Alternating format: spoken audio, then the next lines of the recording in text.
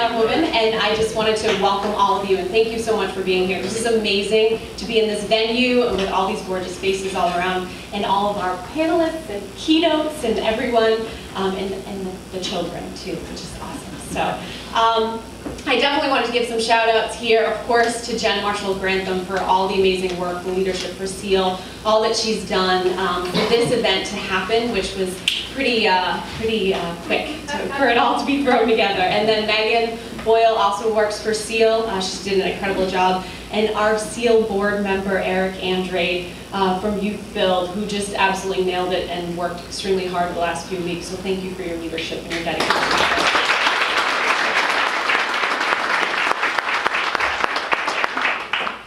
So this topic, this is very, very near and dear to me, and I'm going to share a little bit about myself and who I am. So I was this is just one particular story that I've selected, but this was from when I was about 5 or 6 years old. And I went to one of my best friend's house. Her name was Vanessa Gorman, and I went to her house and we were playing tag. And I was pretty quick, because I was always trying to keep up with my 3 older siblings, my 2 brothers and my sister. And so I was running up these stairs, because that was ghouls. And that's where I was home, that was home base, that was so I could be safe. And I was looking back, and I was ahead of pretty much everyone. And I looked back down the stairs, and there were all blonde hair and blue-eyed people looking at me. And it was just really shocking to me. And I looked around, and I kind of sat there, and my friend Vanessa came running up to me, and she's like, "What's wrong?" And I was like, "Why do y'all look alike? Everyone's blonde hair and blue-eyed." And and she kind of looked at me, and she's like, "Maybe you should sit down." And so I sat down, and being 5 or 6 years old, it was truly the first time I realized, as she said, that your family isn't normal. And the word normal has stayed with me for my entire life, and I'm still unpacking what normal is. And for me to realize my 2 siblings had different color skin than I do, and to hold that energy, and then all of a sudden it was a moment of awakening, and then a moment of loss of innocence. That my harmony that I felt to the core of who I am and how I was built in my DNA was different than what society had out there in the world. So for me, it's a very, very emotional topic. I'm constantly, my teammates here can tell you I'm always unpacking it and talking about it. My amazing allies that I get to converse with about this, because it's a really, really serious conversation. And I am just really happy that we're having the dialogue. And there will be missteps, and there will be things that I say or do or think or whatnot that are not harmonious. And I just want to appreciate all of you for lending yourselves to this, because I believe that if we could have a round table and we could put people from all different races, classes, ages together and put a problem in the middle of that table, that wouldn't be a problem, it would be an opportunity. An opportunity to create such a solution, so robust and vibrant and full of love, but only if we listen to each other and we put away our assumptions, we put that away, and we value each other from where the other ones are coming from, and all that stories and all those experiences that we're bringing to the table. So I'm very, very honored to be here tonight, and I'm really grateful to all of you and to all of our panelists and keynotes. So I guess, without further ado, I will...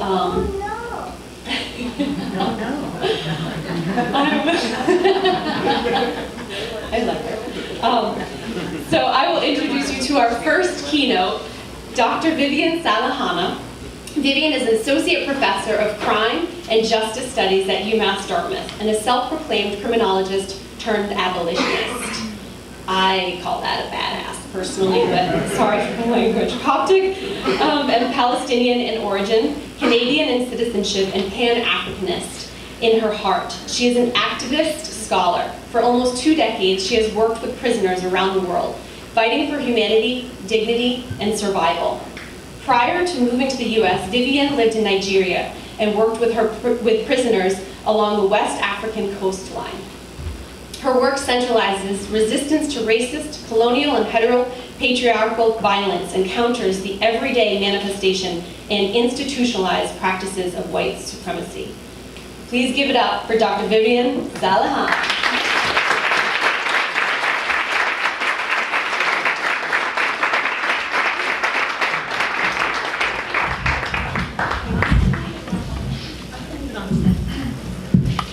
Thank you.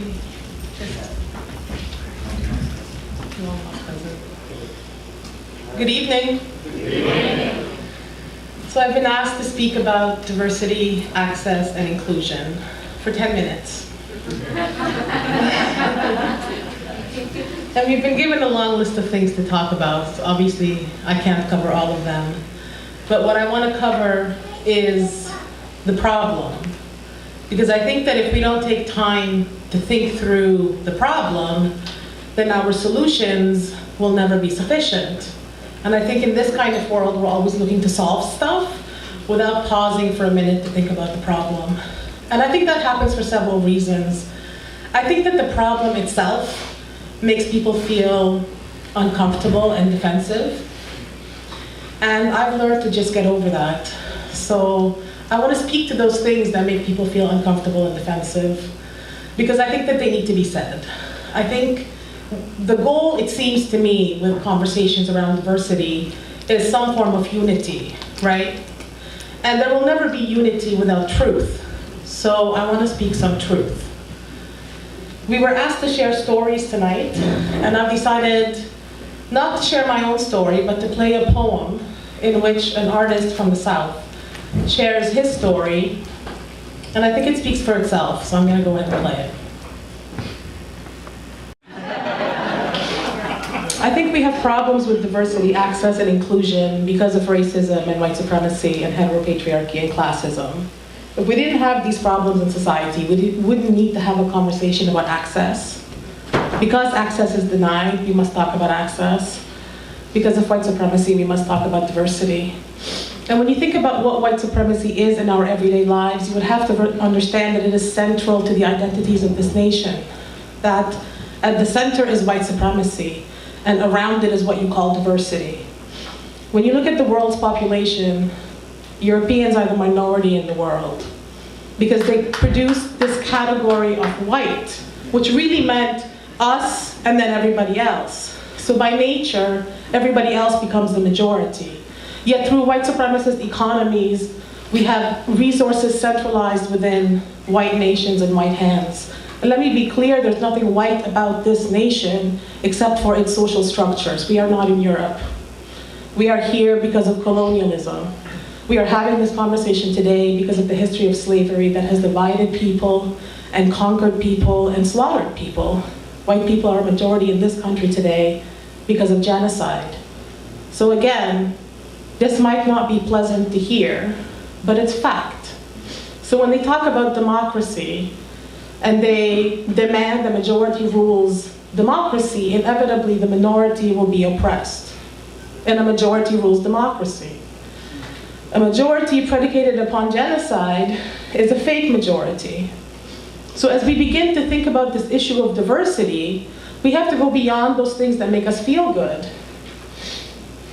Diversity is more than just physical proximity to each other. So just because we're all in this room together, and we all look the way that we look, doesn't mean that we have a diverse environment. Because physical proximity does not define diversity. I'm getting all emotional because that poem really gets to me. Diversity as a concept is only necessary because of segregation, and I want us to really understand that. Bonilla Silva, amazing Black sociologist, points out to us that white communities are in fact the most segregated in the world. That everywhere else that you go, if you go to the Black community, you will find people from all over the world there. That's right. You will find Koreans and Puerto Ricans and Chinese and Egyptians and Palestinians. You will find people from all over the world there. So when you turn to our communities, you actually see diversity. Now we have our own struggles, correct. But we have lived in diversity. And I think a starting point for really creating diversity is turning to our communities and respecting our models and our ways of life. And further, if you want to go beyond diversity and think about inclusion, you have to ask yourself what you're asking us to be included in. You have to create the kind of environment that makes inclusion possible, makes inclusion viable and sustainable, because to ask people of color to include themselves in white supremacist economies and white supremacist cultures is on some level asking us to deny ourselves and to turn our back on our own self-determination. Skipping to the end. I think that instead of diversity, we should start talking about self-determination and the ability to define our own resources and our own destinies. Because until we do that, we can't come to the table on equal footing. And so I think that an honest conversation about inclusion would include a conversation about resources. I think instead of inclusion, we need freedom, so we can make our own decisions about where we want or don't want to be included.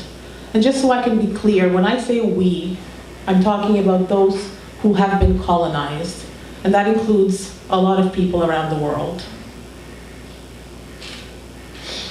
I think that we are in the place that we are at today with the environment being destroyed because colonists took what was never theirs and never really cared about it. They have destroyed this environment because they were never connected to it. They were never really dependent upon it. They were simply dependent upon the exploited labor of kidnapped Africans on stolen lands. And for that reason, they were never able to see the value of what is here. And so a true conversation about diversity, conservation, and inclusion is a conversation that is implicitly anti-colonial. Even if it makes you uncomfortable, it is a conversation that we have to have.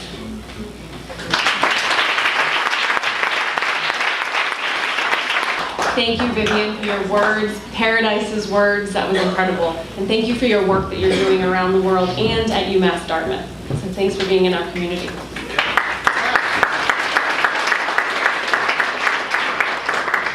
It's my pleasure also to introduce the second keynote, Dr. Richard Pinderhughes, who I've had the pleasure to work with at the Marion Institute. Richard has come in and helped us with the Marion Institute board to work with diversity and inclusiveness as well. So Richard is an associate director of Visions. It's a nonprofit organization providing consultation and training to organizations including the Marion Institute and SEEAL and other community groups seeking to enhance their multicultural effectiveness. He has been practicing individual and group family therapy for 20 years in the greater Boston community with a strong background in adoption.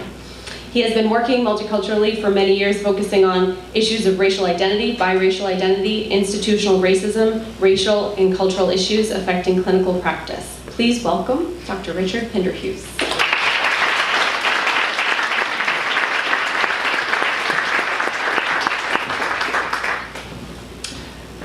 Hi, everybody. Hi. That was okay. Hi, everybody. Hi. I'm a firm believer in trusting the process. So I was jotting down some of my reactions so far of what I've been hearing. And I want to go back to Dr. Saleh-Hanna's presentation. The poem that you heard, what were some of the feelings, and you can just shout them out. What were some of the feelings that generated? Any feeling? Anger. Anger? Relief? Frustration? Truth. Justice, not really a feeling, and it definitely prompts a feeling. Shame. Shame? Reality. I'm sorry? Reality. Affirmed? Truth? Okay. Joy. I'm sorry? Joy. Painfully funny. Joy. Joy. Joy in the truth, okay. The reason I'm checking in with you about a feeling is that we at Visions feel that is tantamount to the work. That if we don't locate ourselves, if we don't find ourselves, as we do this work, we are likely to step in it over and over again because we are going to be taking the wrong messages from whatever it is that we think we feel and move forward perhaps in the wrong directions. I just wanted to speak about that from the personal level. I'm going to talk a little bit about the levels soon. I also was interested in Jen, where are you? There you are. When you were, I'm sorry, Desa, when you were talking about your early experience, it actually made me think about, and actually this is somewhat of a cute story and yet it's not. When I was 5, my first experience of realizing that people were different than me from a racial standpoint, I had seen it, I had interacted with people. I grew up in Roxbury, Massachusetts. My parents were psychologists and a social worker as well as activists in the community. And we went to Arlington Street Church, and one day we had the Reverend and the minister and his family over, and outside my sister and their daughter were jumping rope and singing jump rope songs, and I had witnessed all my sister's jump rope songs, so I knew them by heart. I used to watch her, and I have to admit, I had a crush on one of her friends. So I knew all of the jump rope songs. So they were running out of jump rope songs. Now this is a white family with very light skin, red hair. And I turned to my sister and I said, "Oh, I know a song, Ellen." And this is a song that was sung in the black community as a way to push back, as a way to empower oneself. So the song was, "Hey white girl, you don't shine. I'll get a colored girl to beat you behind." To the jump rope, right? Rhythmic. I'm not gonna do that. So I turned to her and I said, "Ellen, I know one. Hey white girl." And she was like, "Ricky, they're white." I was devastated. I was devastated because everybody in my world, I had that egocentric moment. Up until that moment, I had this egocentric experience that everybody was a person of color that was in my circle. I knew white people were out there. I saw them on TV. I saw them at church. But these folks were not white to me because it was in relationship. Does that make sense? Yeah. And so there was a power in realizing that difference. And this is where I felt like the difference has often power.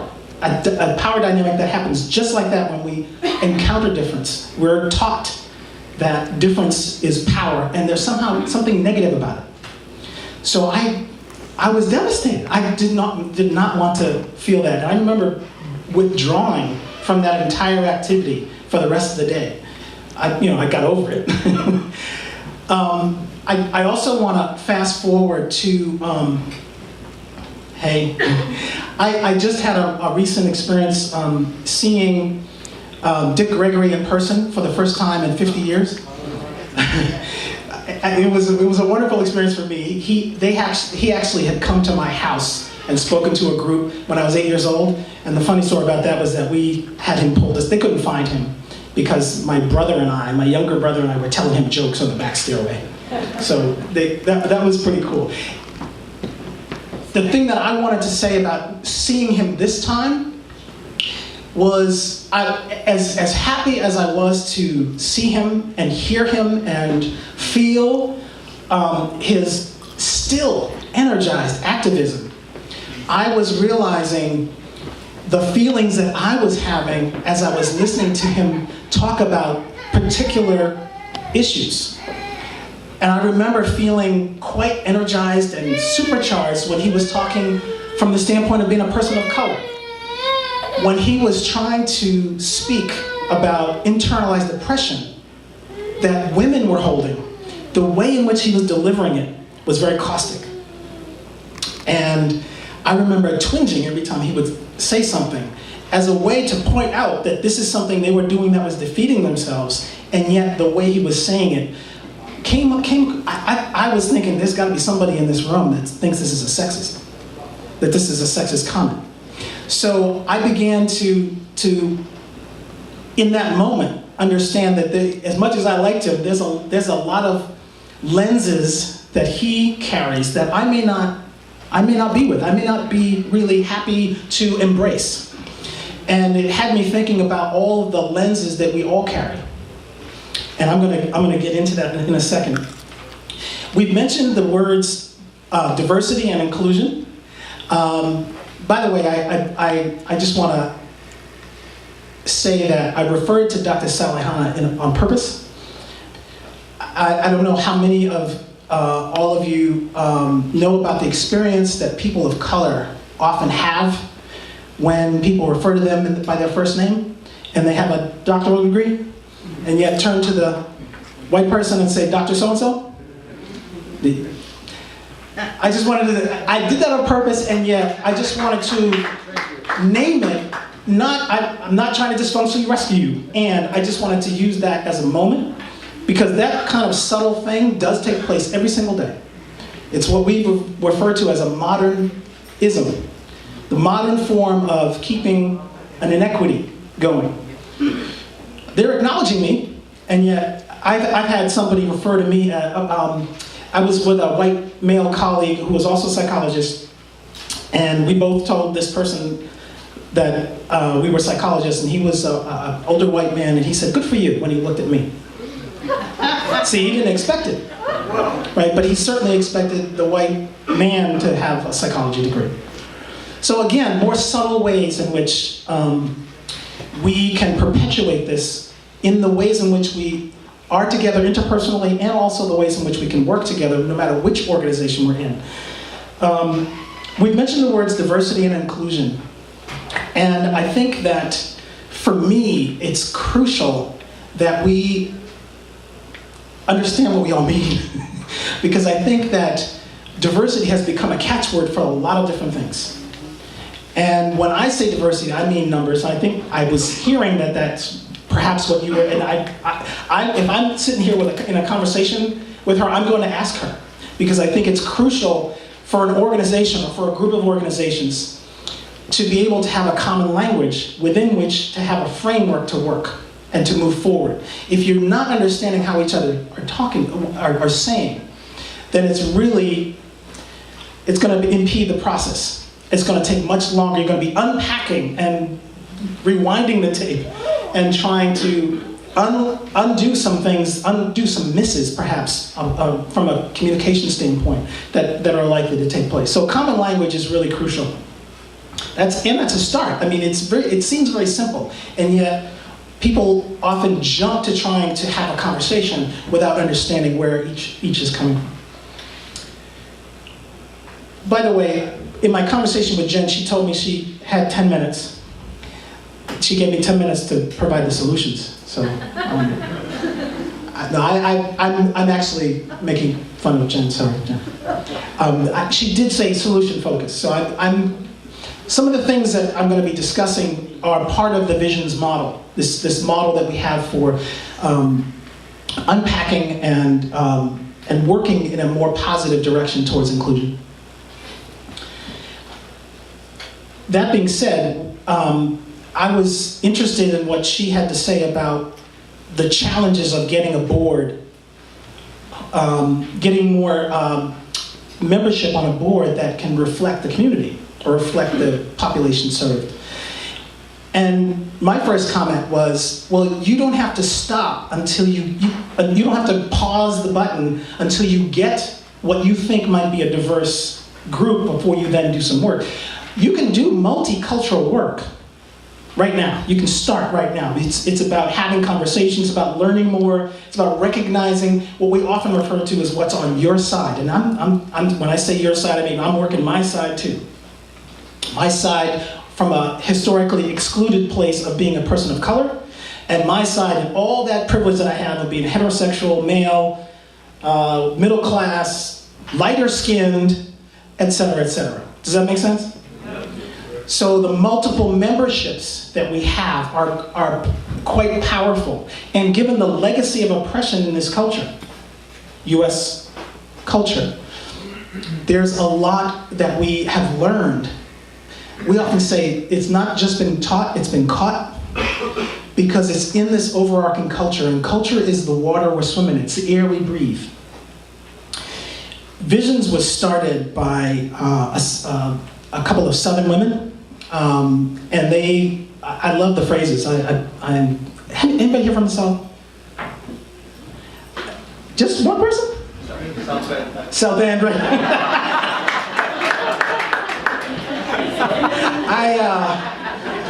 As inclusive as I'd like to be, that's not working for me. I just love their phrases. So what Valerie Batts is the executive director. She'll often say, not only is this the water we're swimming in, a fish doesn't know it's in the water. Meaning it's constantly absorbing outside of its awareness everything that flows through it, right? So we are not aware of all the messages that we've caught. This is the unconscious piece, or what a lot of people refer to this as unconscious bias.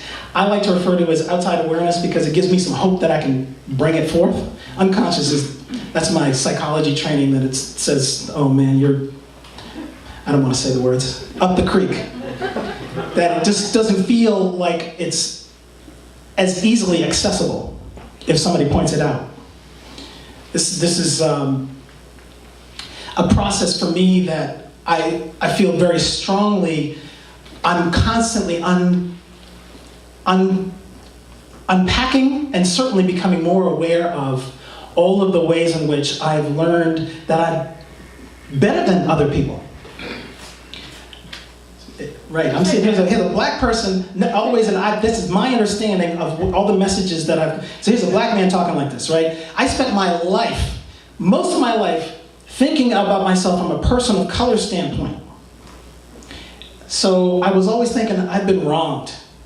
And yet I've gone through the world with all kinds of privilege. That my primary lens was racism. And yet I have benefited from a lot of different variables, as we all have. The thing that I think is crucial for me is, how do I defeat myself from an internalized oppression standpoint? This is that self-determination piece, I think, or connects to self-determination, in that there are lots of ways that I could think that I am helping myself, and yet I actually might be behaving in ways that actually might be either defeating myself or separating myself from folks within my group, or somehow holding either myself or ourselves back. I also think that it really can be complicated going back and forth trying to figure out what part of me is operating at a certain time, what part of me is operating from the standpoint of privilege, and what part of me is kind of lashing out as a person who's feeling like he's being mistreated from a standpoint of fairness and color. The ways in which this is played out for me, I can tell you, at high school, I was doing something I wasn't supposed to do. I'm not telling you what it was. Actually, I was about to do it. I was with a group of other students of color. We were doing something we weren't supposed to do. We got caught. And the darker skinned and ones who were on scholarship got suspended. I sat there with the dean of students and with other teachers saying I was going to do that. And they didn't suspend me. So what's that about? That's not about race. It's about other ways in which I've experienced privilege. And yet I was happy that I didn't have to talk to my parents. So I allowed that. I mean, yes, I was in a one-down position from the standpoint of being a student and being scared that I was going to get kicked out of school. And yet I was very happy not to tell my folks. But that's like a house nigga versus a field nigga. That is very much that. Yes, it is. Let's say it out loud. Do people understand the analogy? That there were privileges based on skin color and also based on mixture, because that led to skin color, that there was preferential treatment for lighter skinned black people who were in the big house than those working in the field. Or the ones that got that good hair. Yeah, don't forget about that. Yeah, don't forget about that. Okay. People at work tell me I'm not black. Okay. I hear you. And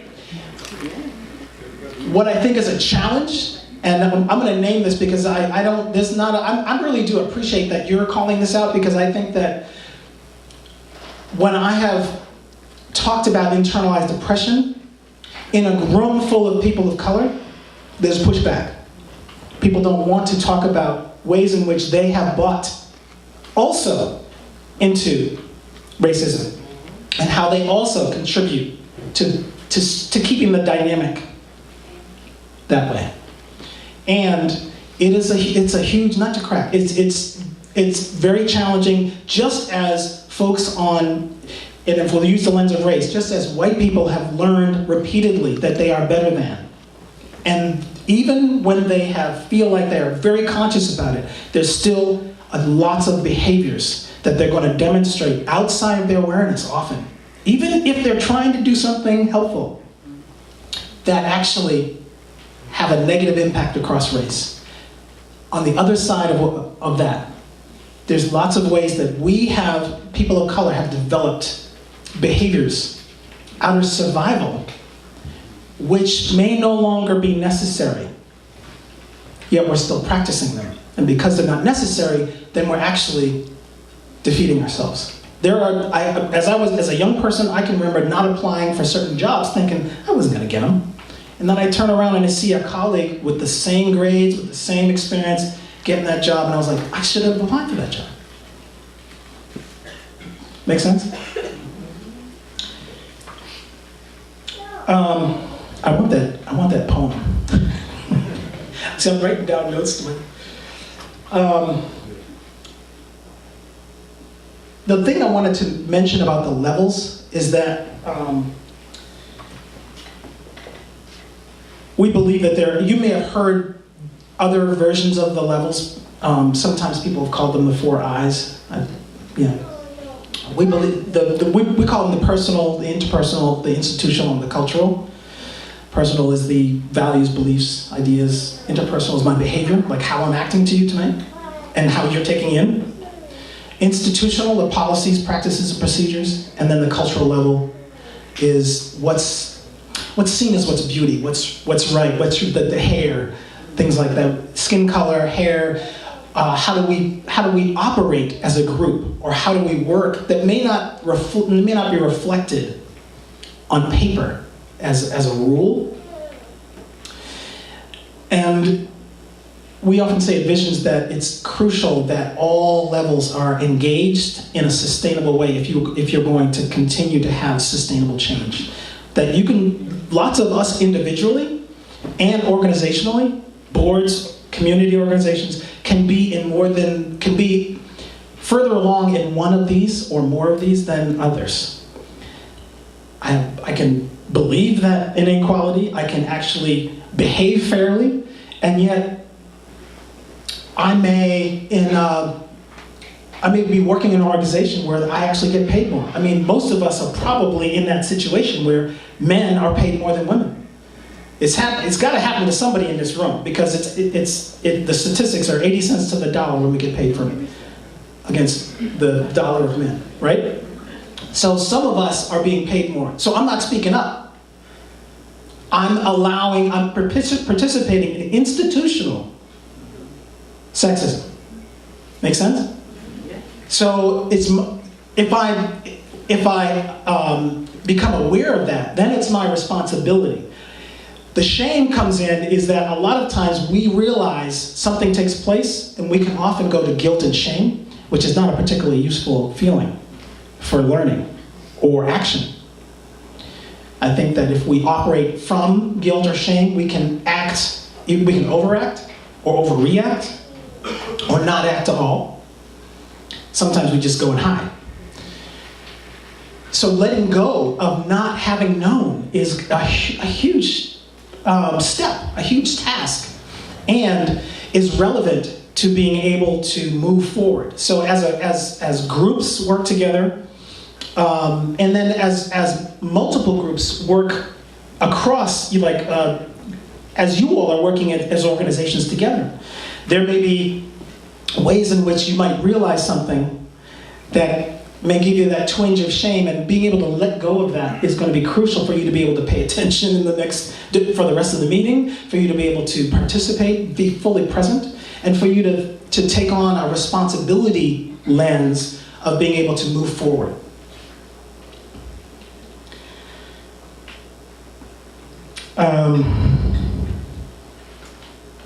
We often refer to the behaviors as monodepression and internalized depression behaviors. And given the social location that we have, the multiple group memberships, like I listed a bunch of ones that apply to me. I'm likely to demonstrate certain behaviors. And so being able to identify those behaviors and then catching myself and then maybe hoping, there's a process to being able to understand, to catch myself doing the behavior and then maybe the next time being able to prevent it while realizing I'm about to do it. And being open also to having others point that out and not, again, to handle that shame tape that we're often running when people point things out that, particularly across difference, that we may have done, that's a major challenge. This is a broad stroke of, I think, about 5 or 6 different tools that we often use at Visions, each of which we would probably spend about 2 hours on. So I am apologizing for the broad stroke, and I wanted to invite you into this multiplicity of how we can do things from a personal standpoint, from an interpersonal standpoint, from an organizational standpoint, and then from an overarching cultural standpoint. I think this for being here first and foremost. I think that Marcus Garvey said that a tree without roots will easily fall, and we see how the storms of climate change have knocked over trees all across the world. And one of the things that's important is to look at the roots of where we are right now, and it's an honor to be in the Cape Verdean Veterans Hall in New Bedford, Massachusetts. A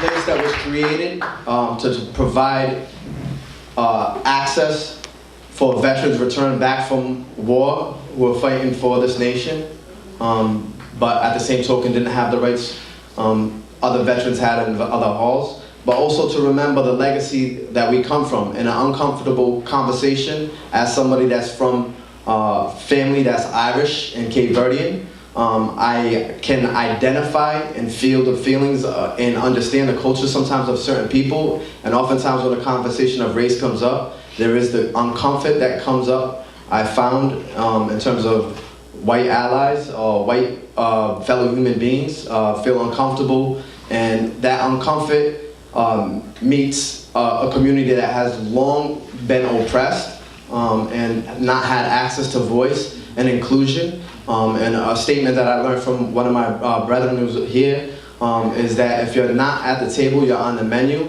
And after a long time of not being on the table and being on the menu, there's a lot of frustration that exists. So when you have two populations that have different reactions and you start to have this conversation, one shuts down, and that shutdown only triggers a realization that there is a disconcern for these issues.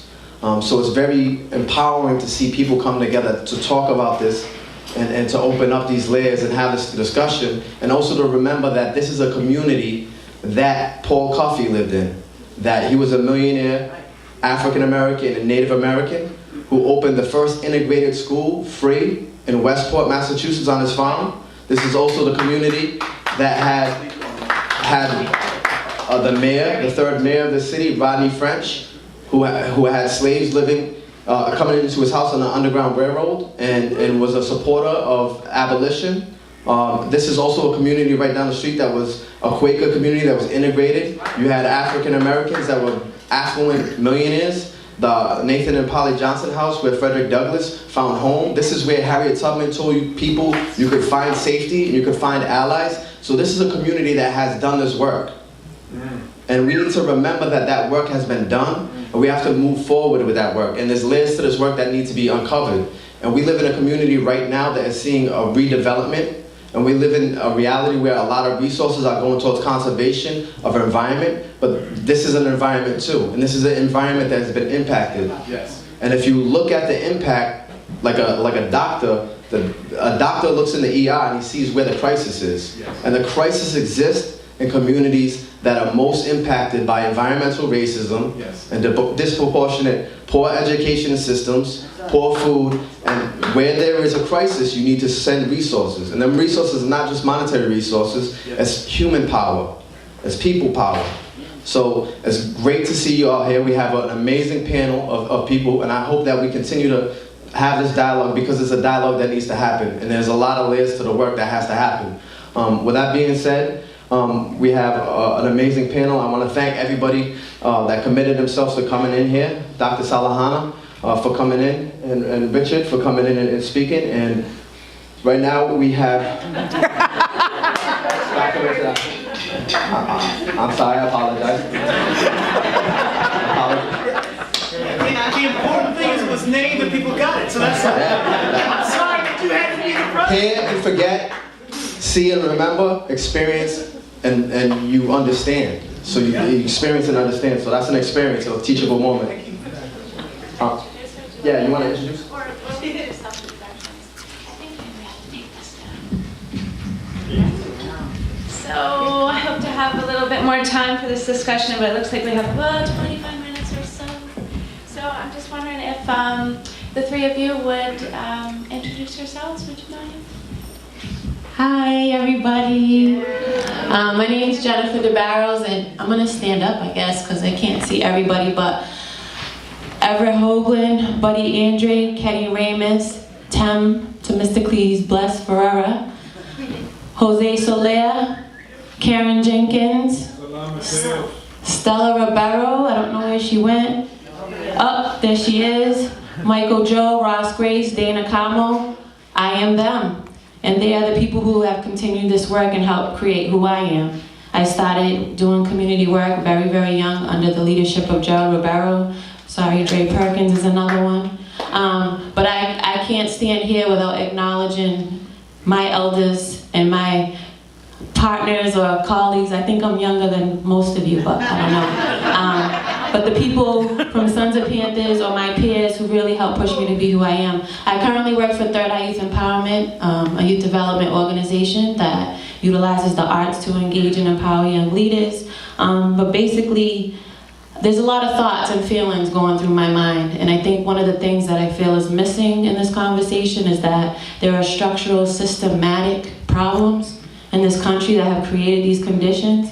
And as much as we take personal responsibility, those structural conditions need to change. And the history and how they were constructed have designed where we're at today. So as much as there is that personal work that we need to do, and I'm just learning how to feel, because dealing with struggle, and living in our communities, we are taught to suck it up and suck it up. So I'm just learning at 37 how to feel, how to cry. I told my life coach, you are victorious, because she made me cry the other day. Yeah. And she's a beast. So that's part of this legacy. And the other thing is always having this feeling of having to catch up and pushing my son. You got an A minus? What do you mean? You should have got an A. We gotta keep pushing. And that's the concepts in our minds growing up under these conditions that we're never enough. But we are. And I'm starting to recognize that. But I couldn't do that without acknowledging the people in the room who helped shape who I am today. And I thank you.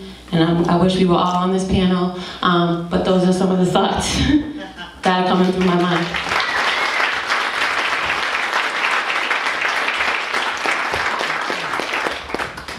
Bless up. How's everybody tonight? All right. I came up from all the way from Boston. And my name, my given name, my parents named me Ernesto. My father says after Che Guevara, and my mother says after Cardenal. So I let them argue when I learn about both of them. And I go by Eroc. And Eroc backwards means core, and it's just kind of a self-affirming. And lately I've been kind of allowing me to reintroduce myself. I have been tampering. And by the way, I'm an artist, I'm an activist, I'm a father. I can't be defined because, you know, we come from space and time, and we really have to recognize where it is where we come from. I stand on the shoulders of my ancestors that come from the island of the Borinquen, as we refer to as Puerto Rico. And we braved the cold, palm trees without roots. We braved the cold in the Northeast. There are more Puerto Ricans on the mainland than there are on the island. And right now we're at 3.8 million versus 3.5 million. And I remember one of my first introductions to environmental racism, even though I grew up in a family where there was asthma, I grew up in a community where there was environmental racism everywhere. I'm Boston born and bred. And when I say Boston, it's not like when I bump into someone in my travels. And I remember being in Mexico City and someone saying, "Me too!" You know, and I said, "What part?" You know, "Framingham." And I'm like, that's like the 17th neighborhood, you know? But I mean the city, and being a city kid over the last 5 years, well, my introduction to environmental racism on an activist front was what was happening in Vieques, Puerto Rico. And at 19 years old, being arrested and trying to speak truth to power, and those of you showing hands know about Vieques, Puerto Rico. Okay. And I remember allies like, you know, were going out and getting arrested in Vieques. And Vieques, the US military used to test napalm, depleted uranium. This is an island off of the coast of the main island. You gotta think of us as 3 islands, but we have like our mainland, and then we have like Nantucket and Martha's Vineyard. So Vieques is that. And in Vieques, they test weapons and they drop bombs. And on this island, the cancer rate is like significantly higher. Birth defects were really high, and it just didn't seem to matter. And in 1999, when I was 18, David Sanes Rodriguez was killed by a misguided bomb. And finally, you know, people took to the streets, and I remember this kind of encouragement, this feeling, and in terms of the world of small victories, because Vieques hasn't been cleaned up, but the US military stopped using it for weapons. And so small victories, we have to be like, you know, many people got arrested for that. Many people went in the front lines and took action. As we were reminded by Frederick Douglass that power concedes nothing without demand.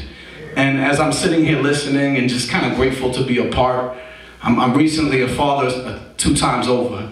My son Kimani is 7 weeks old. So, and I am, right? Bless up for life. Bless up for life. And over my time as a musician, as an artist, I've been able to spend extended period amount of times in the refugee camps in Palestine, in Cuba, in Japan. We walked from Hiroshima to Tokyo. It took 72 days, about 15 miles a day, and we chanted to the earth, Nam Yo Horenge Kyo. And the idea was that we were not only bringing peace to the earth and the land, but that we were walking against nuclear proliferation, yes? So I'm just like coming like, I'm 50% strategified and 50% organified, you understand? And I'm just gonna be like, you know, spirit moved me. And in 07, I kind of had my little spiritual rebirth. And I don't even mean to say little, excuse me, spirit. I had a big rebirth, and I connected with a woman by the name of Shashi Yassi, who actually doesn't really use gender pronouns, who is a healer from the Dene Nation, who connected us to the land and the warrior. And when I came back to Boston, I started thinking about my connection to this earth and where our connection to the land looks like for folks of color or from the community who have been taken away from the land or removed in the case of the Middle Passage from another land to work another land and reap none of the benefits. And colonization and decolonization, meaning that we reconnect with this land, that we look at what it means to be healed by the land, the earth, the water, that we have these relationships. And I think if we don't begin to have the conversations that feel holistic, we're going to be missing complete demographics of folks. And I just want to put that in the air and just be like, breathe it out and say that as some of us look at, for the Taino people, the Arawak people, my mother's people, Ata Bay, she's the goddess, the earth mother, and the goddess of fresh water and fertility. Yes? Yes. And it's amazing that here in this island, one of the first people, unfortunately, to meet Columbus, the Taino people, yes? There's this myth for the island people that's been perpetuated by white supremacy, that the indigenous people are extinct.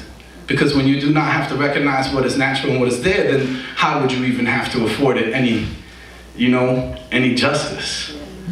And so I looked at it as, thank you, my brother, South End. I started in the villa. My family started in Villa Victoria. So I was thinking, and I'm going to let my brother go and keep it moving, but I was making the connection to, for the last 5 years, I've been an apprentice to a shaman. And kind of looking at myself, I fancy myself an urban shaman, poet, activist, teacher guy, right? And I look at it like, as we kind of walk on this earth and we try to reconnect and connect with people of diversity, I look at diversity as a very kind of like choked word. I struggle with the word within itself. I like that they said inclusion, I like that. I looked at diversity like George W. Bush had one of the most diverse cabinets in the history of the United States. Are we aware of this? Yes? So diversity, yeah? So we start to understand what is diversity of thought. Not just diversity, they look different, but they think exactly like me. Whatever the internalized reasons for it may be. So we value diversity of thought, of faith, right? Or of none. I tell people your own personal spiritual revolution will not be evangelized. You dig it? But our connection, I think, for a lot of people, when we look at the tree of life, when we look at water, and I'm going to finish looking back at Andrade because she's the goddess of fertility, and here we are, when they were colonized, when they were taken over, how many people understand and know historically in the 1920s and 30s, and some of the gender students may have heard the story, but understanding what it really truly means is that 60% of the women, especially in the neighborhoods that were impoverished, were forcefully sterilized in Puerto Rico. Do we know about this history? By the United States government, nonetheless. You understand? So when we look at kind of like what it means to create life, earth, and we get invited to the table, sometimes people are uncomfortable because you're not sure. And you want to have faith. And you want to proceed with hope. But then you also want to say that we live in a nation where we understand and we call out racism as an institutional thing. And we call out racism, but somehow there's no racist. How'd that happen? And so I think, and I'm not saying there needs to be an individual finger pointing, but I think we need to look at, as Bell Hooks said, this three-headed monster of white supremacy, patriarchy, and capitalism. And I think when we look at those things deeper and we start to really kind of examine what they have done to our psyche as a people and what they mean in our relationship to the land, a land that our country has no problem owning and taking control of all over the world, when we examine those relationships, I think then we could bring, come to the table and foster relationships that could be really strong. So I just want to appreciate your presence. Bless y'all.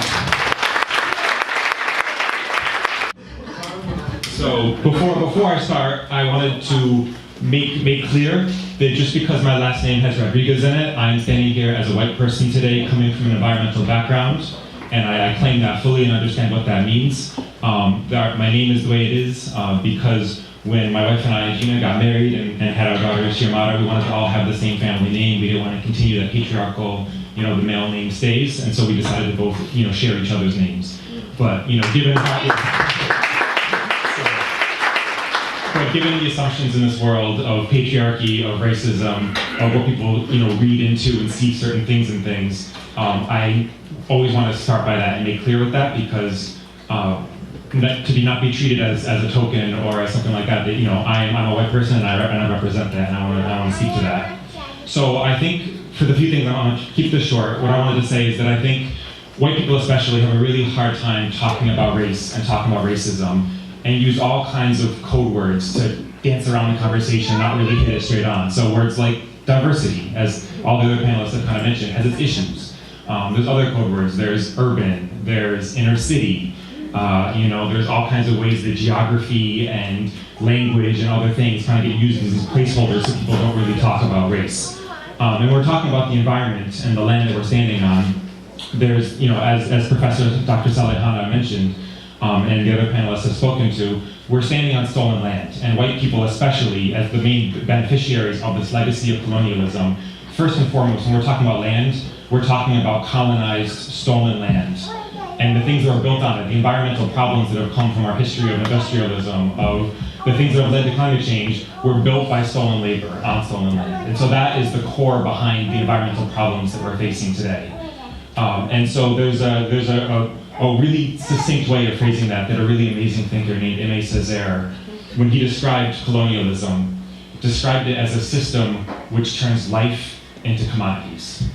Whether those are animals or people or plants, or now today, whether that is the air we breathe, the water we drink, the genes, everything is being turned into a commodity and bought and sold. And that is the reason that we're at these place of having environmental crises. So I want to reframe the conversation that we're not talking about inclusion or diversity in those kinds of ways, that we need to broaden it and look at environmental racism and look at colonialism as the root cause of this.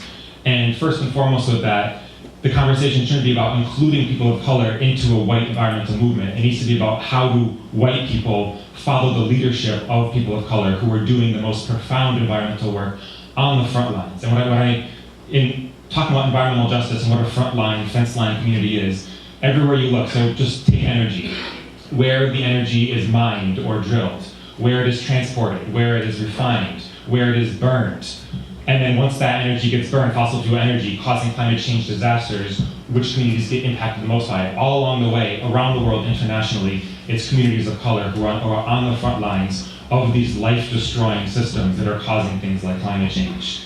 And while you have mainstream white environmental organizations pursuing what are now recognized as being failed strategies inside the Beltway, work with the system, partnership with the corporations, work with the people who are causing this, in the idea that if you have a successful strategy inside the Beltway, Washington, D.C. centric strategy, that's the only way to really make a real difference.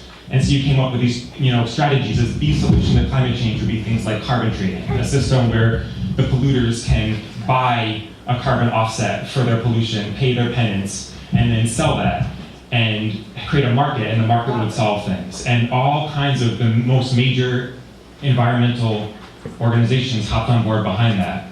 And it failed, it didn't get through, even with that kind of work with the system approach, savvy political people, it didn't pass. And to be honest, I'm glad that it didn't pass, because those are what we call false solutions. And those kinds of false solutions that mainstream white environmentalists come up with are on the backs of communities of color. It's not just the problems that are causing these disproportionate impacts, it's these false solutions as well. So I wanted to touch on a few of those kinds of things that are kind of popular among these kind of environmental circles.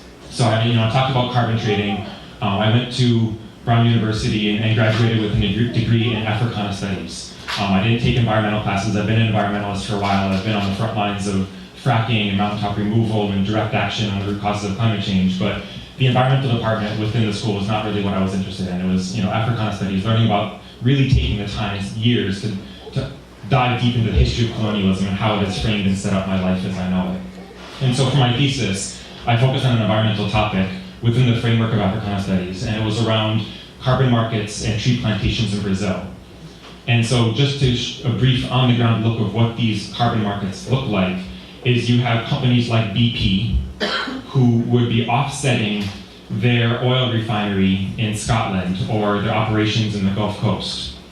And they would buy those offsets to balance out the pollution they were causing by buying carbon credits that were generated from tree plantations in Brazil. And these are eucalyptus tree plantations that were bulldozed on top of Afro-Brazilian and indigenous Brazilian communities. They were, green in that they were trees, but they were genetically modified, trees that were row after row after row after row. All that you would see, is the exact opposite of diversity. It was, no biodiversity whatsoever. It was one species over huge stretches of land. The trees would grow for 7 years, suck up all the water, and then get chopped down. And what would be left, where there used to be vibrant communities in rainforests, would be deserts. So the communities there called them the green deserts. And then they were also on top of the eucalyptus plantations, they were facing things of agrofuels, what are commonly known as biofuels, sugar plantations for producing ethanol to meet the United States, renewable energy quotas and things like that.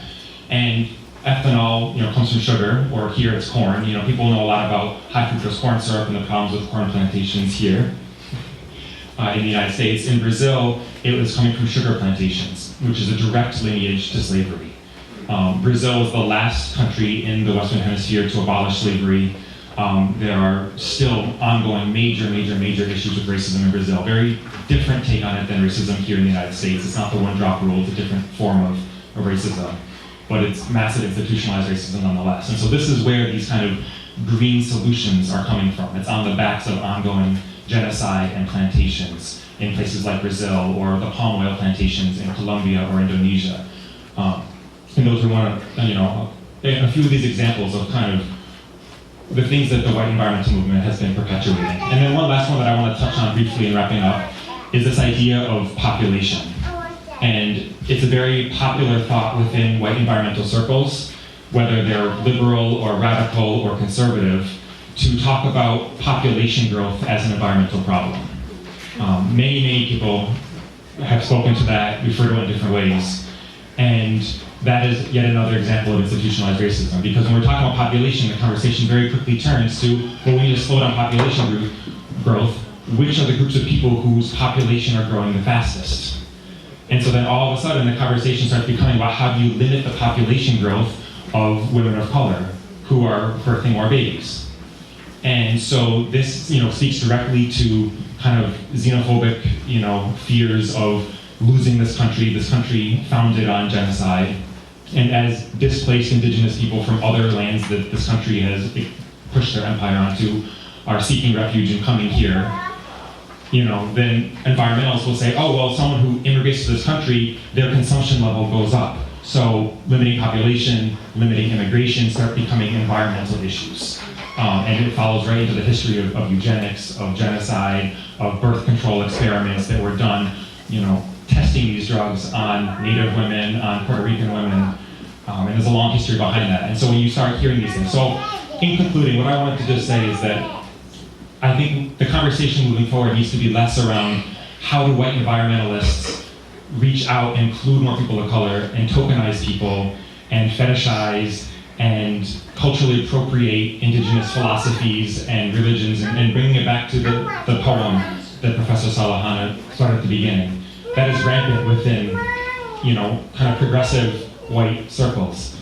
And we need to reframe this conversation at redistribution, at self-determination, at looking how to follow the leadership of communities of color that are on the front lines, who have had success after success after success in shutting down coal plants, in stopping pipelines from going through, in blocking what is the most direct impact of these environmental problems. And so we need to reframe what we think of as an environmentalist, of what the environment is, what the movement needs to be about. And along with reframing that and following that leadership, there needs to be a redistribution of funding. Because the groups that have been the most successful, that are dealing with the most impacts, are massively underfunded and are doing the best environmental work in the country. That's how it goes. That's my resolution. All right, you guys, thank you so much. Yeah, thank you. Thanks.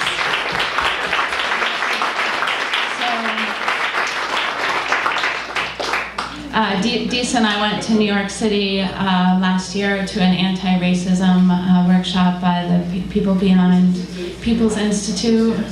It was so incredible. So here I am, a white girl sitting up here, just wanting to be vulnerable and to name my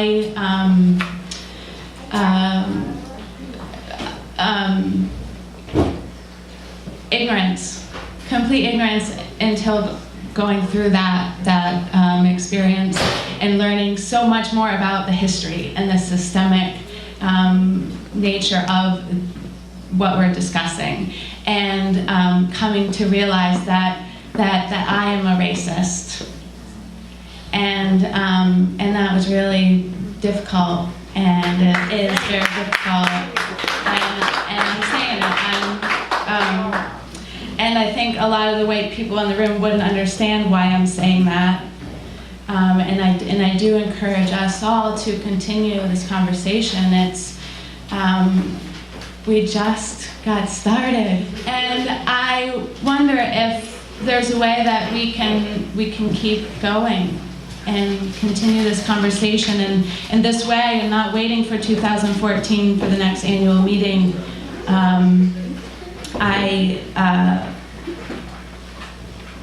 I just, I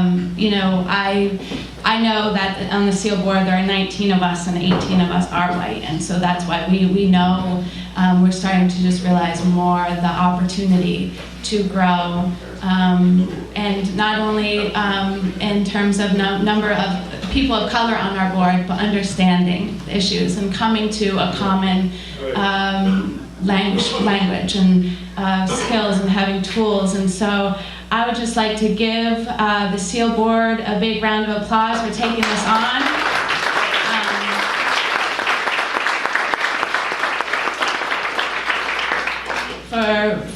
For realizing the discussion needs to begin if it hasn't already in your organizations, and as a network of environmental groups and all that we can learn.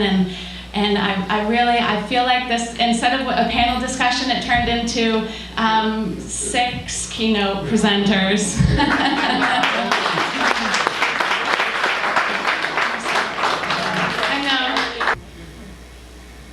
And I feel like it's really important that we're looking at this as something that's not biological. No one is different than anyone else. It's the system that has divided and conquered us. And that the underlying motive for slavery was profit. Profit. It's about money over people, profit over people.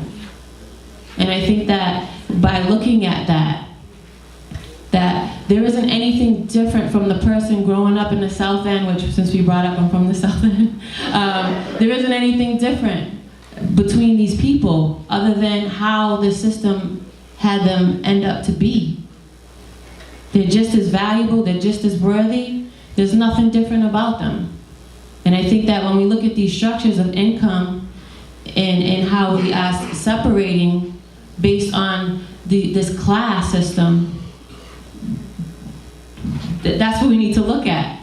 It was set up this way. It wasn't a personal decision. And when we are trying to relate with each other and doing this work, when we talk about inclusion, we have to realize that. Because I feel like people look at people differently. And we were talking about when we walked in, what an activist wears and what someone else wears, right? So we all are trained with a lens to look at people differently. And we really need to start to call into question some of these things, because it's really not anything personal. It's really about these structures and systems that we have been ingrained within us for so long, and it's not going to change. And really, people are tired. And like, I really wanted to give acknowledgement to my elders, because I wouldn't even be hip to this. I would be. Right. First, I want to give big ups to the Cape Verdean Veterans Hall for having us.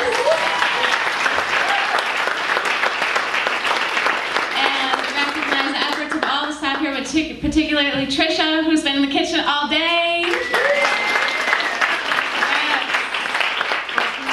And then give the last word to Erik Andrade, who is really helping us to lead this charge for SEAL and hopefully for the 19 organizations moving forward. And really, I do hope that we can come together more soon than next year to continue part two with more time. Thanks, Erik. Erik, can I ask a question? Thank you.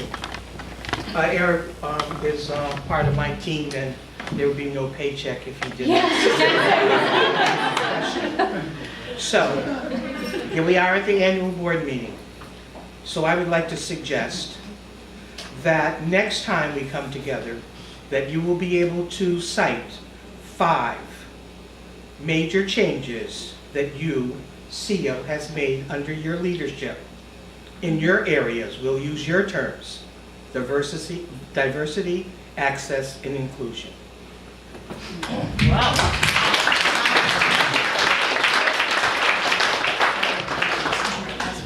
Put on the gauntlet. I mean, actions, words, ideas lead to actions if we have the commitment to make that happen. And that's an important reality, is we have to put things into action.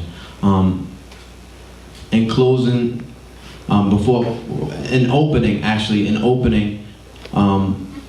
this is at the Cape Verdean Vets in the South End of New Bedford, in the Cape Verdean Historical District.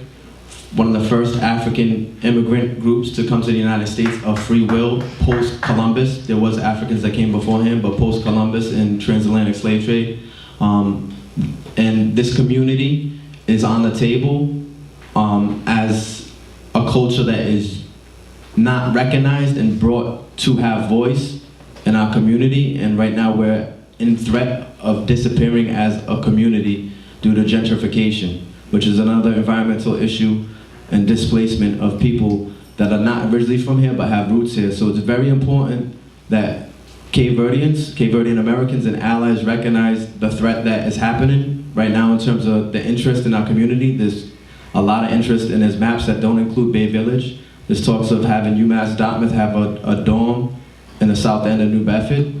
There's a cultural district that they just decided upon that includes the Cape Verdean vets, thankfully. However, the rent and the property value of the area is going to go up, which means that the tax liability is going to go up, which means it's going to be more expensive to live here.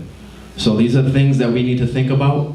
We need to be involved as a community, to be all at the table, to include all voices and have all our voices heard. And this is really just the tip of the iceberg in terms of the conversation that needs to happen. And I appreciate the patience and the openness and the vulnerability and the ability to work through all the different feelings that people are having in the room. Because I know everybody's having different feelings and different reactions to the things that are being said. So very important that we continue to do this on a personal level, but also as a community. Without community, without common unity, there is no community. So we need to find what our common unity is. Amilcar Cabral united different cultures in West Africa, the revolutionary leader and environmentalist and poet from Cape Verde, through finding commonality in culture and using culture as a tool to create change. We need to find our common culture as a community, the commonality that exists within all human beings, and work together to change this community so that as we redevelop this community and make it a better place in the environment, we are looking at what's going on at home base and seeing the connections to the world outside as well. So that being said, I want to thank SEEAL for putting this on the table and allowing us to create this space, and for all of y'all for being here. Thank you. And we are blessed to have my artist brother right here. He's going to bless us and end us with culture and art. Yeah.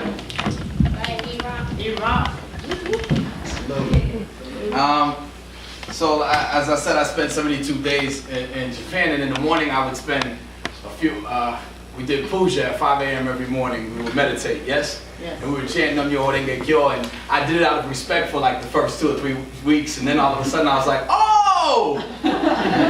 Eureka, right? Like, nothingness, like, this amazing moment, and I brought meditation into my life. So I'm gonna ask you all to chant with me real quick, and then I'm gonna interrupt that with a quick, like, 40-second piece. And it's titled Fear is the Enemy. So, deep breaths in. I'm gonna do like a quick deep breath out. Usually I do like a 5 count. And then we're gonna go. Oh, oh, oh, oh, oh, oh, oh, oh, oh,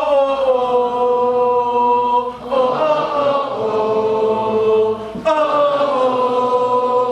oh, keep going.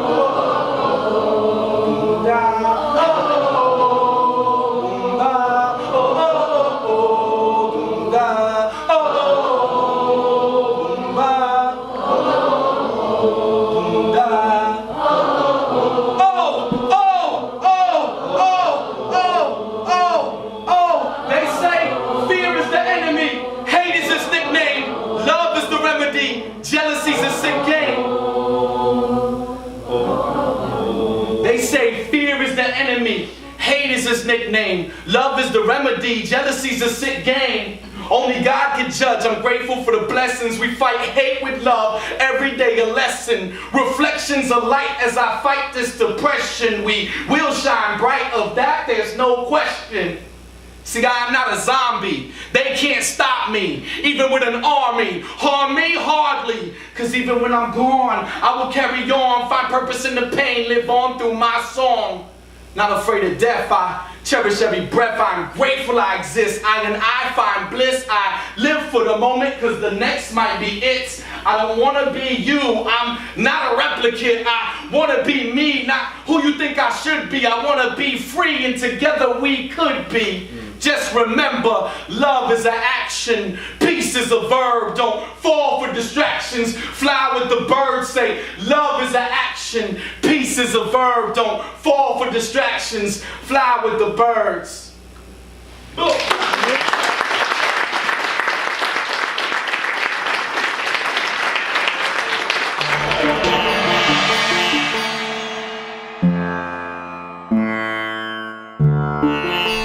I am not the son of man, though a son I am. You see my father's father, father the son. I am the daughter of light. My mother's mother, she mothered my life. So I am brother to night and sister to dawn. The earth, it grants my wish with a kiss of bliss in the form of the wind. That is where we begin, not where I was born. From words I will birth my form. Meaning my info is formation, cause information is creation. I am a living state of being. I am I, the eye that gave I its vision. I am I, the eye that enslaved I to prison. I am I, the eye that made my religion. I am I, the eye that forgave I for sinning. I have paid my beginning and I shall create my end. I have romanced my destiny and made fate my friend. Also I could recreate my state from a date I call when. And then we are nowhere, which is now here. So now here that we know there is no fear. Cause everywhere we go there is only one. All alone or all in one. So call my son my daughter and daughter my son. Out of chaos there must come order. So order has just begun. You see, I male is she male, cause he male is female. You see, we hail from the same path or trail. Check the math, don't fail to see there are two sides to each coin. The yin and the yang, they each join just as dawn returns to light. As the day it turns to night. Meanwhile the human soul learns to write not only wrong but song and dance. If we are pawns, let's advance and become the king. Then become everything or no thing, which is something, because if it is defined then it's confined by linguistics. This is the irony of the empty void that was spoke of by mystics. You see, we are somebody and nobody at the same time. We are the universe, we all share the same mind. We are the pen and the pad as it writes me. We are authors and readers of a truth that excites me. We are the Alpha and Omega, the new beginning and end that shall begin and end again. We are the origin of night and day. We are the truth that shall light your way through your darkest day. We are the mother, the daughter, the Holy Ghost. We are Horus, Allah, and whomever you find holy most high. We are I and I that shall die and be born again. The sun that shall set and rise at dawn, my friend. You see, this is our life in entirety. We are caught within this illusion of society that got us confusing our anxiety with our reality. You see, our life is worth more than just salary. It's pure energy that heats our blood. In death, our physical greets the mud. Free from these streets that thug, watches our mind and sweeps the rug that only hides our dirt. Our joy, it coincides with hurt that only lies and flirts with reality and its cause. I follow nature, her laws. Rules of men, they're all flaws. Mistreating the poor, thinking we defeating with war. These streets ain't yours. Some greet the doors of opportunity and fate. I debate why they just hate, try to control our state of mind. Read between these lines, all I seen was signs. Wisdom, it cleans the grime that blocks our shine. My Glock's my mind, it's cocked and ready. I cut lies like confetti, cause the truth is my machete. Echoing words that burn like gas from Getty. Yet I never pump the brake, I just forever dump the fake that prove they snakes. So I watch every move they make with amazing vision. I went from spending days in prison, nights in slumber. Now I watch the lights and thunder storm out my window. My heaven, it was born out that limbo. That in-between state between my love and my hate was like a figure eight that cycled for eternity. But I am the one that directs the course, certainly. I am the one that decides what is hurting me. and a time in which this pain is deserting me. You see, that's the power of mind. Whether rain, shower, or shine, every hour is divine. So why cower, just climb towards the sun? Keep your mind on the fun, never the sad. Always the good, never the bad. And forever just have inner peace. And then let this load decrease from off your back. And then let this matrix crack into a million pieces. This is knowledge not found in a college thesis. This is life in its purest form. Death to their lies, let our truth be reborn.